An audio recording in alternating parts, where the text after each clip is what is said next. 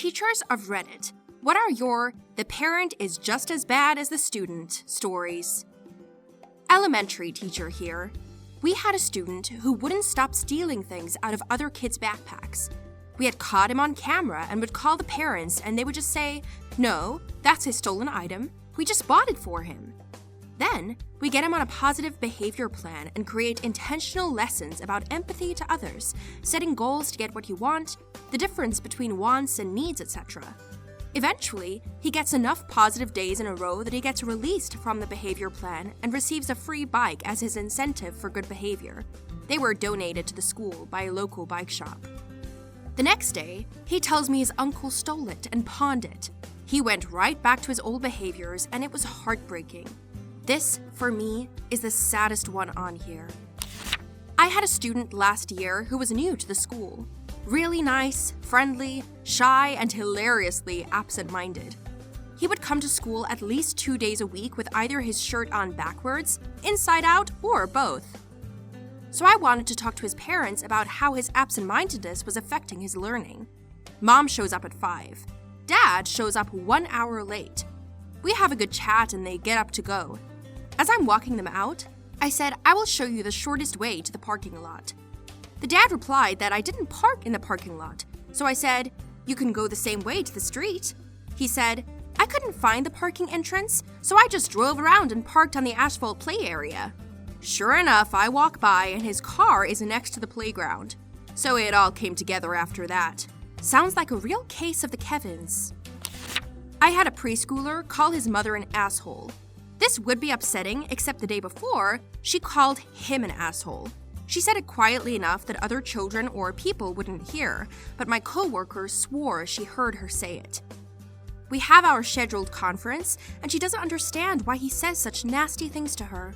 She pretends not to if she mutters the same type of thing to him under her breath. It's fairly obvious that the child is learning stuff from you when you see them learning stuff from you. Teaching adjacent. I used to be an educational facilitator at a science center. During the school year, I would be the liaison for school trips. During the summer, I would run the summer camps. Parents used to like to plunk their kids in science camp because it is educational. We had a pile of hands-on programming. I have to say, it was pretty fun. Fun unless your kid aggressively hates science and you are forcing them to be there. Enter Jason. Jason was an idiot on day 1. We welcomed them to camp by making liquid nitrogen ice cream. He refused to eat stupid nerd ice cream. Through the day, his attitude got worse. He refused to participate, called the other kids nerds and losers. He was an all-around pain in the ass. At pickup, I pulled his mother aside and said, "I don't think Jason really wants to be here. We can arrange for a refund or see if we can transfer him to another program he will find more to his liking." His mother replied, "It's your job to make him want to be here. Clearly, you suck at it." Great. Day 2. Jason shows up with an even bigger chip on his shoulder. The day's activity was engineering, fort building. Every kid loves a good fort, except Jason. Jason picked up one of the plastic tubes and cracked a kid across the back of the leg with it.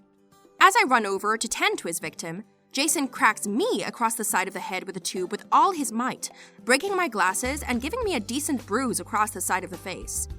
It takes 2 of us to disarm Jason and separate him from the group. We pull him into the admin office and call his parents to come now. He is no longer welcome. His mother shows up a good 3 hours later, absolutely livid. Not about Jason's behavior, not in the least. There was no apology or understanding. Instead, as we ejected her son from camp, she turned to us and said, "I hope you all get cancer." I had a Jason too. Not really called Jason, but in a summer camp. After he hurt another kid with a hatchet, we had just given him a final warning about his behavior. We obviously called his parents to pick him up. The mother also told us the same thing. It's your job to make him behave, etc. The camp headmaster, or whatever you call them in English, a good friend, immediately replied, "Sorry, madam. 13 days is too short to make up for 13 years of bad education." She left without another word. I once had a student who thought I should drop whatever I was doing and help him immediately anytime he asked a question. One time, I was working with another student, and this kid yells across the room that he needed help. I told him I would help him when I was done, and to please raise his hand next time. Apparently, this set the kid off, because he went on a loud tirade about how I was racist for not helping him. Never mind the fact that the student I was helping, who he wanted me to abandon, was the same color as him. I ended up kicking him out of class after he went on and on about it for a while, which he said only confirmed my racism. Everyone else in the room just kind of stared at him as he left. He got suspended from my class for a couple days, which meant I needed to inform his family. I never actually spoke to his mother because his aunt was listed as a contact about any incidents. Turns out he and his mother were living with the aunt at the time, but the aunt explained to me that he had learned this behavior from his mother, who demonstrated this behavior any time she felt she was wronged. The aunt said she was trying to fix her nephew's attitude and promised me that it didn't matter if her sister thought it was fine to teach her son to act that way because it wasn't going to happen again while they lived in her house. And you know, she was successful. The kid never pulled that stuff again, at least not in my classroom. It's really refreshing to read about a troubled student getting support they actually need. This one's sad. I was a camp counselor and I had a girl in my cabin with issues. She was attention-seeking, kind of a mean girl, and generally wasn't liked by a lot of the camp. I honestly didn't give her a lot of one-on-one attention, which is something I deeply regret in retrospect. I only understood the issue because I was a bus staff. This was a sleepover camp. Her session was 2 weeks, and her parents had elected for her to take the bus back and they'd pick her up. The bus was early, but plenty of parents showed up early, so they were so excited to see their kids. As we got closer to pickup time, the crowd dwindled until there were just a few left. A staff member asked for the kids still there so they could make phone calls. All but one were in traffic and on their way. My camper's parents said no. They said they had 2 more days of freedom. They wouldn't take her and said we needed to put up with her for a couple more days. They each said this individually and hung up. Neither responded to follow-up calls. Staff told me to go home and they were left to figure that one out. My parents always hated me, but this was shocking to me.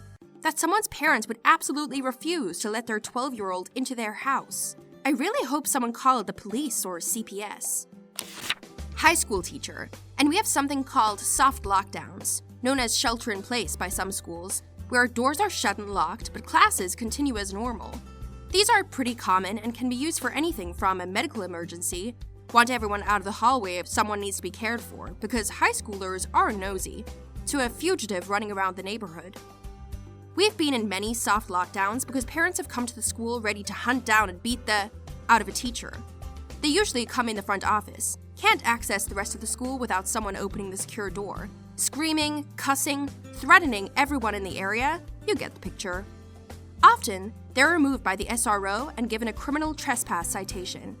We have a pretty high rate of fights and violence between students. When I see parents acting this way, it all makes sense. So much this. I also teach secondary. 80% of the time you phone home for a kid with behavior issues, about 2 minutes into the conversation, you know all you need to know about where these behaviors and attitudes come from, and that you might as well deal with the problem yourself because home won't be of much help. A bit different because this is a positive story.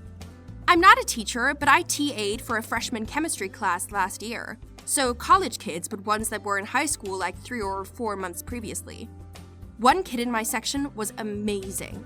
Scary smart, always got great marks on assignments, asked fantastically phrased questions that the professor loved to answer, was a joy to be around during the lab section because he was so easy to be friendly with.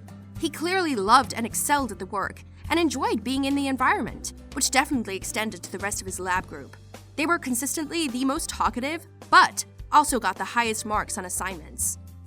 About halfway through the semester, we introduced a concept that he struggled with a bit, so he came to a few tutoring sessions, and he was a joy to help one-on-one.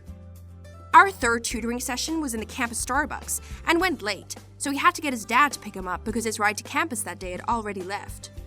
His dad came a bit early, so he ordered a drink and sat down with us for a bit, and I immediately understood where this kid got everything from.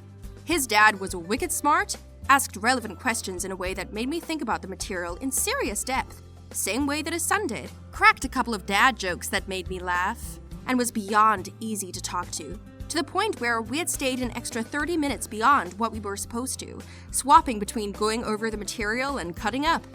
Just a joy to be around from day one until the day of the final, and the apple clearly didn't fall far from the tree. Love this one. I had a student many years ago. Call him M. He was a sweetheart in the classroom, never answered back, did as he was told, engaged and interesting. But outside of class, he wasn't allowed to be around other students, escorted from class to class, because he would start a fight every time. And I mean that. I could not wrap my head around it until parents' evening. His dad was a hulk of a man. Mother was sadly deceased. He was clearly abusive. He kept his hand on the back of M's neck, leading him around like that. M looked like he was going to his own execution. Was told later that authorities were involved, but M lashes out all the time because it was the only time he felt he had some control. Would never talk back to an adult because he was just scared of us all. He didn't make it the year before he disappeared, but I still think about him. Didn't make it? Disappeared? What happened to the poor kid?